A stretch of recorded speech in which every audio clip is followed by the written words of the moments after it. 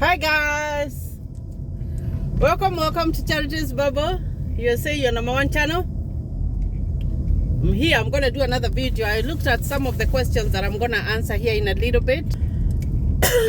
I have a cold, guys. I do have a cold,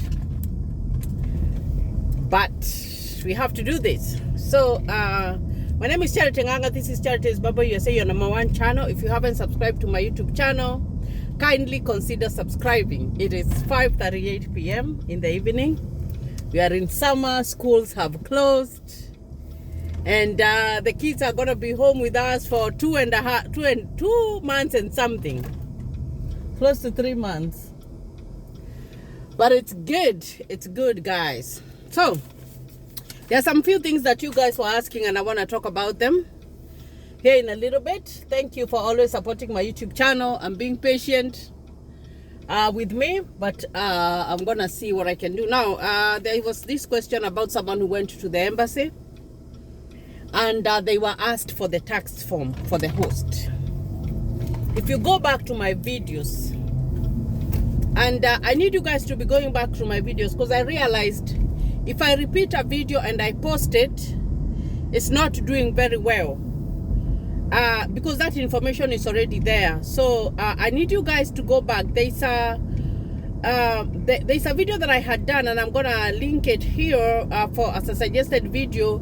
Like, you must have this document before you go to the American embassy to go for your visa interview. Now, this person asked me a question. They told me that they went for their interview, and they were told to bring the tax form, and also there's that form, the I-30 form. Now, when you have a host, it's important for you to know that you require 3 things from your host. Number 1, you're going to require the address. That's very, very important. Number 2, you're going to require the form I-34 that says that the host is ready to sponsor you or to help you out. It doesn't bind them legally, but that document is important for you to take with you to the embassy, so that they know that this person has got someone who has their back when you go to the US. Because like I said, when you come here, your hand needs to be held in so many things. There are so many things that you're going to be learning. There are so many places that you need to know. If you have kids, they'll need to be enrolled to a school. So many things, guys. So that is the first thing, the form I-34. Now, the form I-34, the host is gonna include all his stuff and everything. The other thing that is important that the person was asking, and that's where the question comes in, is the tax form. Because you find that here, every year, when you are working here, or even when you have a business, you must file your taxes. Now, that is whether you are a citizen, whether you are a permanent resident, like if you are legally here in the US, even if you are a student, even if you are, you came here with a work visa, you have to pay your taxes. You have to file, actually, it's called filing, whereby you file what you have made for that whole year, and then they do your math, and that is done every year. I don't want to expound so much on that, but there's a tax form. Every person who works, they must give you a tax form. Now, that one is just a document that your host is supposed to give you. The one page is the first page of the taxes, how they filed their taxes, and you can take that one because that's an important document. So every time that you're going to the embassy, make sure that you have the address, you have the form I-34, of which you can use email, because your host is gonna fill out, and then they're gonna send it to you with the mail, and then you can fill out your part, and then you can go without. The tax form, you don't need to do anything with it. The way they send it to you, even if it's in email, you just need to download it, and then when you download it, you just take with it the way it's a federal form, so that one you cannot tamper with it. So very, very, very important for you guys to know that. Now, this question always comes up about exes and everything. You know, if you're not together with someone and you don't know where they are, don't include them in your DV whatever thing, because maybe you have a living come stay or whatever, and you don't know where that person is. Then just do your thing.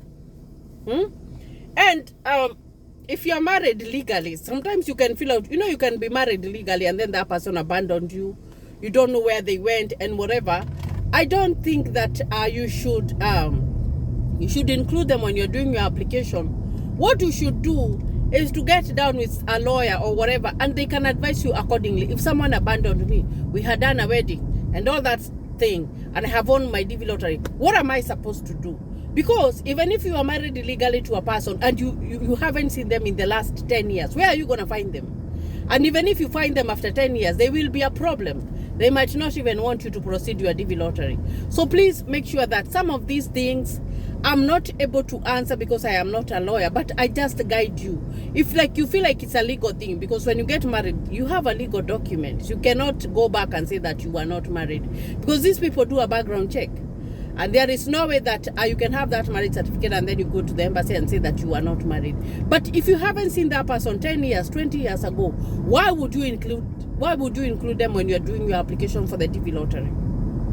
And even if the names of the kids are there and that person is an absentee parent or whatever, then there are laws that help people. So the only thing that you need to do is hook up with a lawyer, and they're going to advise you accordingly on how to go about it. If it was a come we stay, then forget about it. You can have kids, but if you go get a document that shows that you are the sole custodian of your children, you've been taking care of your children, that person was not in their life, then that's it. So be it. Then as long as you have something that's legal, that shows that that person has not been in your life, then you're good to go. But the thing is that you have to be able to show, because there is no way that I can be married to a person and I haven't seen that person in 20 years. And then I am doing my plans including that person. That person moved on. You know what I mean? So you guys need to be going and, asking these things are from the right people. The people who know the law. The people who can help you with a document that says, yes, this person was married.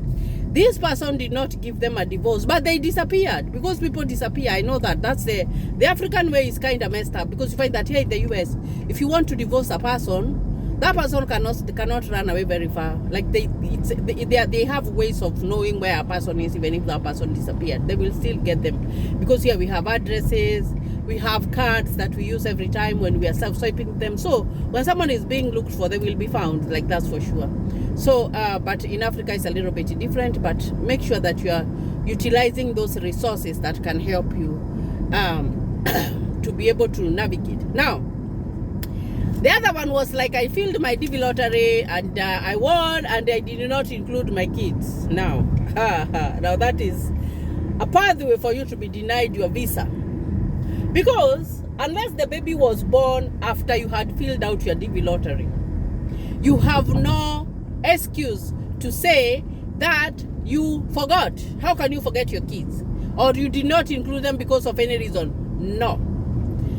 The rules stipulate, or they say, if you read the DV lottery rules, if you go to the website and read those rules, they say that you must include your biological children, stepchildren, adopted children, legally adopted children. All of those must be included.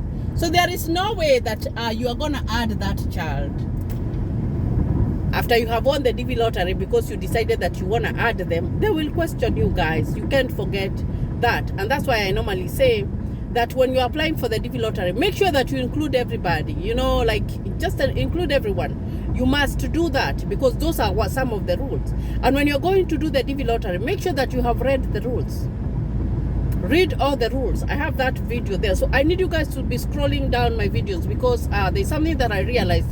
When I start repeating my videos, they don't do very well. And I look at what I am doing, because there's a video that I did last time and I didn't do very well, because I had done a video for the DS260 earlier that was closer to that one. So and I think that's why it didn't do very well. So I need you guys to go back. I'm gonna try and link the videos, but if you don't find it, it's there in my collection. I have more than 200 videos that I have uploaded now. So We have talked about that one, about kids now. If you're not able, still not able to check, there's a person, and I hope that this is the person who was saying that they were not able to check for their results. You can send me your paper. I can check for you for free of charge. I can check for you if you have one, and then I will send you the picture. So if you are still having trouble to check on your results, just DM me, and then when you DM me, I'm gonna be able to check for you, and I can do that for you. My phone is ringing, and I do not want to pick up right now because I'm gonna finish up this video now. So let's talk about something else. If you're not a principal applicant and you have your dad's name on your ID or on your documents, you don't have your husband's name, it's okay. Even me, when we won our DV lottery, my ID, my passport had my dad's name. I didn't change nothing. The only thing that I had to go for an affidavit for is because my name had been misspelled. That was the only thing. And then when I did that, I just went. So they're not going to ask you if you haven't changed it, but you can always wait. And then when you apply for your citizenship, you can change your name, and it's free of charge. They won't charge you. That's what I did. I changed my name to my husband's name when I got my citizenship. So that's not a big deal if your documents have your dad's name. So I've answered some of those questions, and I hope that you guys are going to benefit from that. Keep on asking more questions, and I'm going to be able to answer them to the best of my knowledge. It looks like it's going to rain, guys. So I'll see you in another video. Continue supporting my YouTube channel. Continue sharing the videos. And thank you, and God bless you.